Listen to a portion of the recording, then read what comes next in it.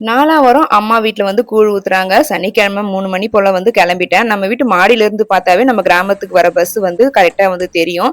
கரெக்ட்டா ஒரு 3 மணி போல வந்தது. 5 நிமிஷம் தான் போயிட்டு ரிட்டர்ன் வந்துரும். யூ டர்ன் பண்ணி ரிட்டர்ன் வரக்குள்ள நம்ம பஸ் ஸ்டாண்ட்ல போய் நின்னுடணும். அப்படி அந்த பஸ்ஸ வந்து மிஸ் பண்ணிட்டோம்னா, அடுத்து ஒரு 1 1/2 மணி நேரம் கழிச்சு தான் வந்து பஸ் வரும். இல்லன்னா 1 1/2 கிலோமீட்டர் நடந்து வந்து பஸ் ஸ்டாண்டுக்கு வந்து வர மாரி இருக்கும். அப்படியே பஸ் பிடிச்சு அம்மா வீட்டுக்கும் வந்தாச்சு. இங்க போனா நம்ம வீட்டுக்கு புதுசா 3 பேர் வந்து வந்திருக்காங்க. லவ் பேர்ட்ஸ் பாத்தீங்கன்னா ஒரு 5 முட்டை போல போட்டிருந்தது. அதுல அட காத்து ஒரு 3 முட்டை போல பொரிச்சிருச்சு. 3 முட்டையில இருந்து ஃபர்ஸ்ட் வந்த கிளி பாத்தீங்கன்னா இந்த பானையில இருந்து வெளியில போயிட்டு கீழே விழுந்து அப்படியே கீழே தான் இருந்திருக்கு போல.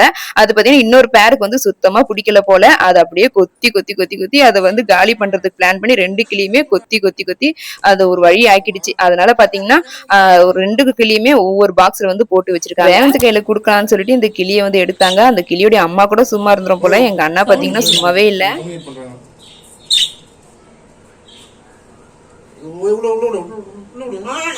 எல்லாம் இந்த காக்காக்கு பயந்துகிட்டு தான். அடுத்த வீடியோக்குள்ள பார்க்கலாம். பாய்.